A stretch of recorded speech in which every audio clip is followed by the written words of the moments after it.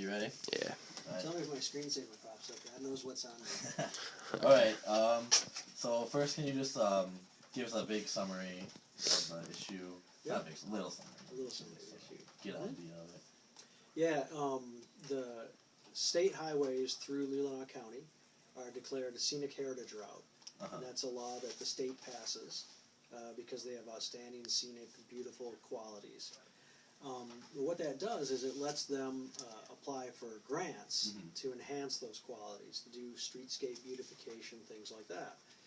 And the committee that does that is made up of all the townships, the county road commission, all the municipal entities, that gives the grants, government entities. or that applies no, to the grant? that applies, right. Yeah, that are members of the Scenic Heritage Route Committee. Right. And they can apply for grants to National Scenic Byways and other federal grant sources. So are the members of the state, or are they just around here? They're just around here, although Michigan Department of Transportation is a member because they're state highways. But so it's like all the townships, the county, and the state. The Grand Traverse Band is on it. We, the National Park, because we own land along those state highways. And then even some citizens groups are on it. The Chambers of Commerce are on it.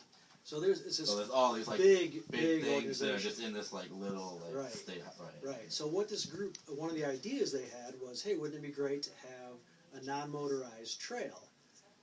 So bikers, hikers, so like wheelchair strollers, people like that. You could have wheels but no motors on it. Yeah. And they could parallel the highways. And they thought, well, that's a lot of highway through the whole county, but what if we just start in Sleeping Bear Dunes, because it's all public land, you don't have to worry about, crossing a lot of private properties with rights-of-way. And they suggested it to us at a time we were going through our master planning process. And so we looked at it and said, does this make sense? We went out for public comment, and everybody liked the idea. And this is for the people that are going to give the grant? Or the... No, this is just for planning. Oh, just for the whole trail. Commission as a whole. Right. Yeah, for planning whether we should even have the trail. So no one person really had the original idea? No, I don't know who the one, but, Yeah, in fact, it's been an old idea. Everybody loves bike trails, so periodically it comes up. So we went through our master planning process, and we approved the concept of the bike trail. We said this would be a good thing to do. But then, because we're the federal government, we have to do an environmental assessment for under the National Environmental Policy Act of a more specific route to make sure there's not threatened and endangered species along it, to look at soils and vegetation and wildlife and things like that. So we got down to a more specific route and planned that through the park, and it stayed entirely on park lands and or within road rights-of-way. So it didn't cross anybody's private property. Does anyone live on the park lands? Some people do, but the trail doesn't cross their property, or if it does, it's within the road right-of-way. So it's within whatever feet from center line the road right-of-way is. It's a variety of different places. And so we went out for public comment with that. We got some comment back on it, and some of the landowners did say, "Oh, we really would prefer that it doesn't go along the road right-of-way by our house. Can you put it somewhere else?" Yeah. But you're limited with options because you are trying to minimize the environmental impact. We didn't want to cut a new swath through unbroken forest or through areas proposed for wilderness, things like that.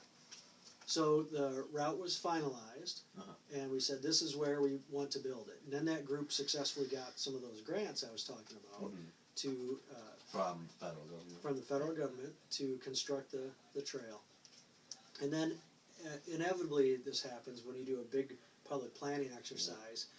People, they might read it in the paper, or maybe they don't get the paper or whatever, and they don't really pay attention to it until now it's a big thing. Now it's happening. That's going to happen. Yeah. And so then they go, oh, wait a minute, why wasn't I told? And we said, well, we really tried to solicit public comment. How did you guys do that? Well, we usually do public comment. We try to get all the media we can, newsprint, radio, TV.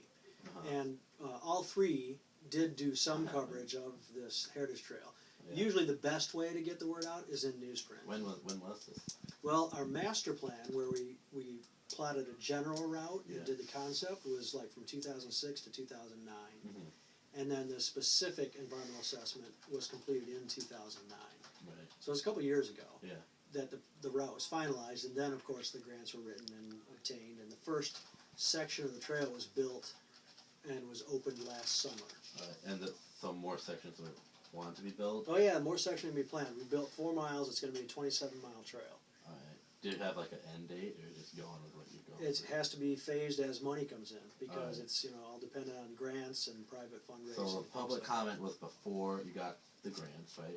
Yep. The first public comment, and that was when? What year was that? Well, the first public comment was, as I said, the master plan was 2006 to 2009, and there were 3 different rounds of public comment in that. Oh, just kind of random. Like, as something happened, you got. Well, if you have to go out for general scoping, you say, hey, we're doing a master plan, give us all your ideas. Yeah. That's the first round of public comment. Then you take those ideas and you put them in specific alternatives. You say, alternative 1, we would manage the park this way, 2 this way, 3 this way. Give us your ideas on that. Solicit public comment again. And then you told and then nothing you do, environmentally. Then you tweak it based on your public comment, and then you do a final, and you say, okay, here's what we're going to do. One last chance for public comment, and that's just for the concept of the trail. Right. Then when we routed the specific route, it went out again for 2 more rounds of public comment. And during these official public comment, you didn't really get that much negative. We didn't get that much. We got some, like I said. Those are the people who said, oh, we'd rather have it. It was funny because in the alternatives. One alternative in first section of the trail was along Traverse Lake Road, and another was along M22. And some of the people on Traverse Lake said, "Oh, we'd really think you should put it on M22." And of course, the people on M22 said, "We really think you should." But opinions vary because some people really want the trail to go by. It wasn't enough at the time to really to stop you guys from asking for the grant. No, not at all. Because the idea is that everybody. And pretty much everybody agrees it's a good idea. Yeah. Just some people would rather have it, further away from them. And so we said, well, we got to put it somewhere because everybody agrees it's a good idea. Yeah. We're limited as to where we can put it because there's some places in the park where we can't put it because it would impact the natural resources too much that we're here to protect. So really, a road right of way that's for transportation purposes makes sense. But which one is it? It's going to make someone unhappy. You can't possibly build it and make no one unhappy. So we tried to choose one we thought was the best route, knowing that some of the citizens along there objected to it. And so that's essentially some of the controversy is in some of those places where it's in a road right-of-way. Yeah. So it's on a public right-of-way. It's established for transportation, so it fits right in with that. So it's like along the road. Along the road, yep. Separated, because we want it to be a safe experience. Few feet off. Yeah, exactly. Yeah, right. But some of the residents who live and whose, it would cross their driveways. Are there any laws that this goes over, or nothing really?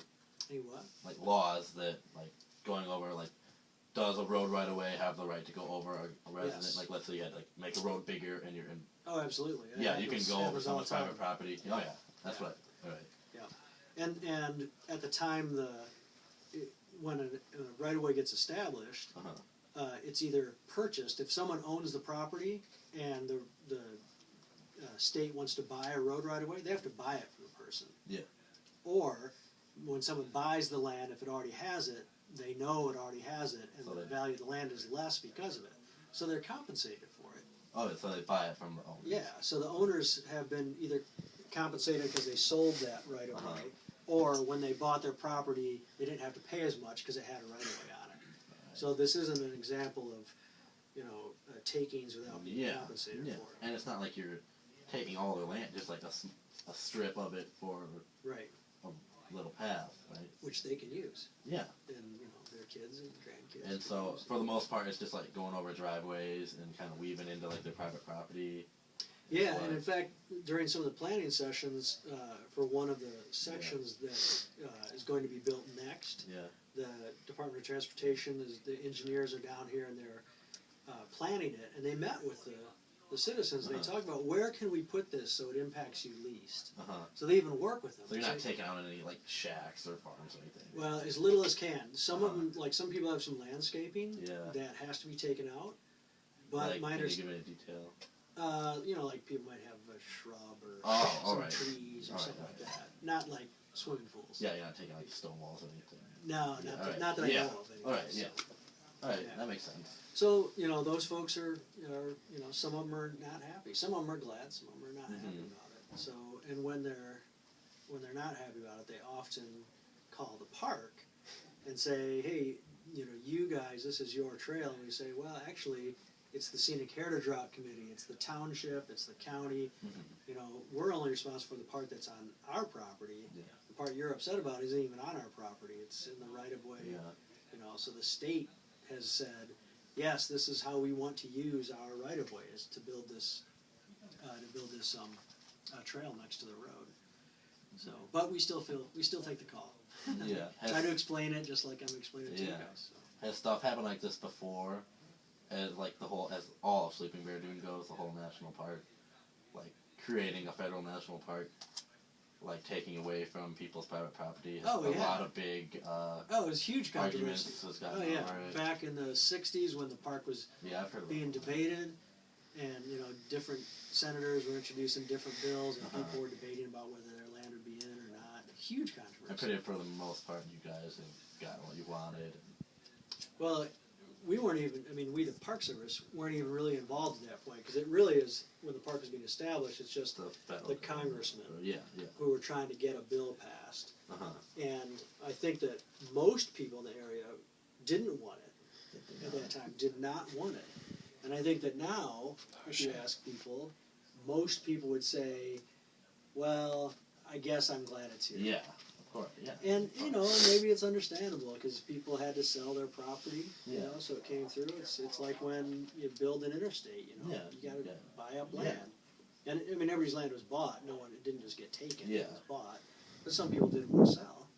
So this isn't the first, and that's part of what happens is when we have these.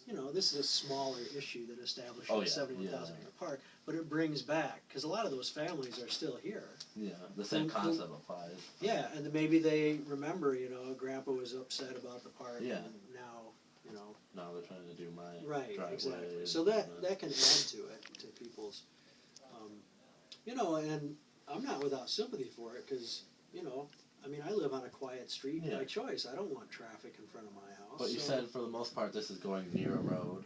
Or along a road, is that what you said? Yeah. So they've already got a road. It's true. Going, and so I don't really see the logic in it. Well, it's not a huge impact, I don't think, but it's not like there's no impact. Are most of the complaints about the traffic or the physical use of their land?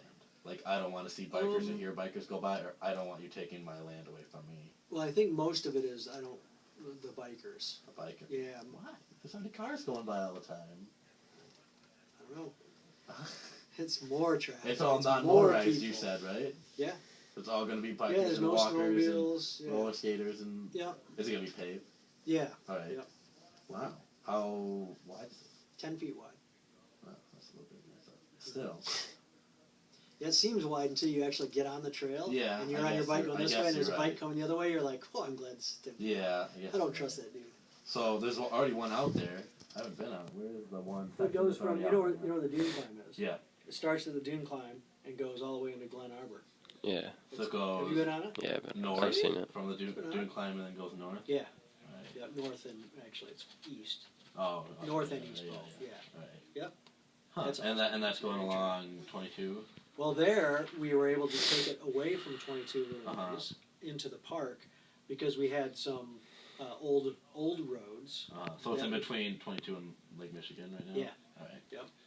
Huh. And that was done back in 2006? It was built 2011, 2012. Oh. Yeah. That's when it, so Yeah, because remember we didn't finish the environmental assessment until 2009. Then they had to write the grants, and then they get the money, then they had to contract it and build it. Describe that process, the environmental assessment. The environmental assessment is something that the federal government has to do anytime that you are doing a federal action that might impact the environment. Is that the EPA people come out there and stuff? Well, we actually do it. You guys do it. All right. There's guidelines we have to follow. They don't send anyone? No, they don't. You just send them data or... No, they don't even monitor it that closely. It's not... The EPA doesn't govern that. So federal agency... They have enough trust in you guys, go out and check if it's environmentally safe, and you go, yes it is, it's safe. Is that what you guys do? Actually, it's pretty much internal. That all federal agencies are required to have that capability of doing that analysis themselves. Oh. So you don't rely on EPA to do it or check it or anything. You have to be able to do it.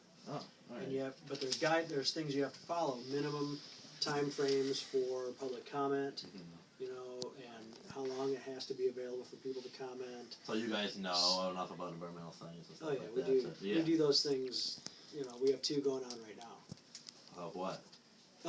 They're for trails that are inside the park. Oh, all right. Yeah, so they're not. That's not a problem. They're not likely to be controversial. Yeah, so it's already. They might not fit your project. So there's. What are like the boundaries? I guess I don't understand. There's the inside the park. 4%. What? I have 4% left. Oh well, you can just run out and get my iPad. Okay. So, what? So what are the like the other? Isn't this stuff on the park as well? Like the whole land, what you're doing now. But it does cross because it goes all the way through Leelanau County. It has to, in 2 places, has to cross over Glen Arbor and Empire, where there's breaks. So it kind of weaves in between the the park. Oh yeah, massively.